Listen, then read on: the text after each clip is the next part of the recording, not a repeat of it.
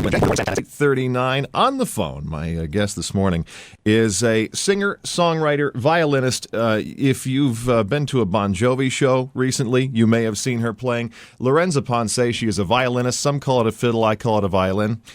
You would be correct, Rob. Thank you very much. For all the people on Facebook that were saying, she's a fiddle player, Rob, I said, well, I think you got to be south of the Mason-Dixon line. Then you're a fiddle player. Yeah, when I'm in Arkansas, okay, we're going to call it a fiddle. Exactly. You've played with on so many albums and with so many folks, from the Dixie Chicks to Sheryl Crow. Yeah. A lot of stuff with Sheryl Crow. Yes, a long time. I was with her for about 4 years. And you really, that's fantastic. I mean, that's a good job. It was, oh my gosh, I have the best job. Well, besides, the best job is actually being the rock star. Yeah. But working for the rock star on stage is a fantastic job. You get to travel and all the people you get to meet. It's amazing. And getting to play music for a living. It must be kind of cool that sometimes you're not the rock star, because you can go home and have a normal life. And you can go to the grocery store and you can do stuff, and you don't have to deal with all the Sheryl stuff Sheryl Crow would have to deal with. Well, and that is absolutely true. And now that I've kind of stepped out on my own for a bit, the pressure is completely different. Yeah. After a show, you can't go out and, with your friends and, drink champagne and be crazy if you have a show the next night. Yeah, right? And you're fronting the band, and now everyone's looking at you. Yeah, no, you have to go home. You have to get your sleep. You have to take care of your voice. You have to make sure you get to the gym. It's so much pressure, and this is what, this is what rock stars deal with all the time. But I was lucky because I already knew that. I learned it.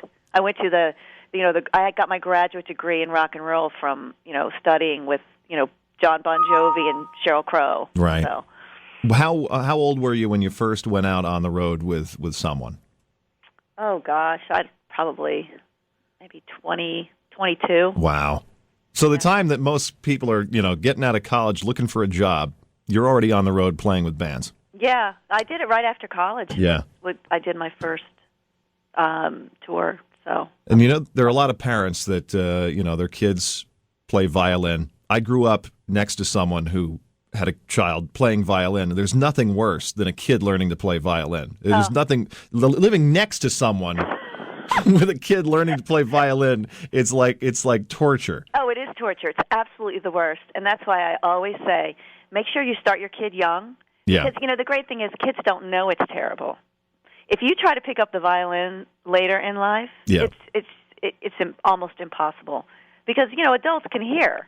Kids have no idea; they just do it because they love it. And ignorance is bliss. Yeah, you bang on pots when you're a kid, and you're the world-class drummer that you think you are. Exactly. So, at what point did you say, I'm going to take this to a completely different level? I'm not going to be that violin player that people do. I want to be that violin player up there on the stage? Let's see. It was such a calling to me that even before I picked up the violin, I knew that I was going to be in pop music or rock and roll somehow. I had a feeling as a kid. And even though I picked the violin and everything else, something just told me that I was going to take it there. And the hard part was finding out how to do it. But once I found out how to do it, then it just happened. But I always knew it. Were your parents big fans of rock and roll? Not at all. Really? No, my mother was definitely, all we listened to was classical music. But, they did let us buy records and stuff like that. So, of course, and I have two older sisters. So they, kind of schooled me in what was cool and what to listen to. And you need somebody. I was wondering who it was. You need someone early on to say, here, listen to this album. Yeah, my older sisters. Okay, I had that too. We love them for that, right? Exactly. I don't know if I'd be, on a rock station today if it weren't for Sis. That's it. No, Certainly. You'd be listening to Olivia Newton-John. Yeah. Actually, who we love. We love Olivia Newton-John. You've worked with John Tesh. I know, so I can't say anything. I have worked with John Tesh. Yes, I have. That's but, fantastic. You know what, though? He's really a great guy. And he's a very talented guy. He's become, parodied over the years, but he really is a very talented guy. Yes, he is. He's a lot of fun. We shot a PBS special in Europe, and it was super fun. Yeah. The whole band was fun. He's a great guy. You are playing Saturday night at the Stanhope House in Stanhope. We talked about it off the air. It really is a place just steeped in history. It is. I'm so excited to play there. I mean, the people like Stevie Ray Vaughan, Muddy Waters, Richie Havens. Yeah. Amazing people have played there. Your music will be well accepted there. So now you're on your own. You've got an album out. It's singer-songwriter. A couple of covers on there? Yes. Baby Please Don't Go. Right. And Let It Down, which is a George Harrison tune. But both I definitely do my way. And you're now you're kind of doing the whole Sheryl Crow route, which worked for her, the backup singer for Clapton and whatnot. And now, look at her now. Yes. I hope that the same can happen with you. Thank you so much. She was definitely a great influence and a help, and she even bought me my first good pair of leather pants. Really? Yeah. And you got to have a good pair of leather pants to be on stage. Let me tell you something. When I went to her, I had no idea, clueless. And when we started the tour, she said, "You need these," and she got me a pair of pants. Oh, that's fantastic. Yeah, she's a great lady. Very cool. Well, I've got some tickets for Saturday's show. I want to give those away. I have like 5 pairs, so I can. Fantastic. I can take some calls when we wrap up here and get some people to the Stanhope House. I don't think it's going to be hard. A lot of people know you. You've got a lot of fans on Facebook. Yes, I do. And you know what? I have a fantastic band. This band is, everyone in the band sings. They are fantastic musicians.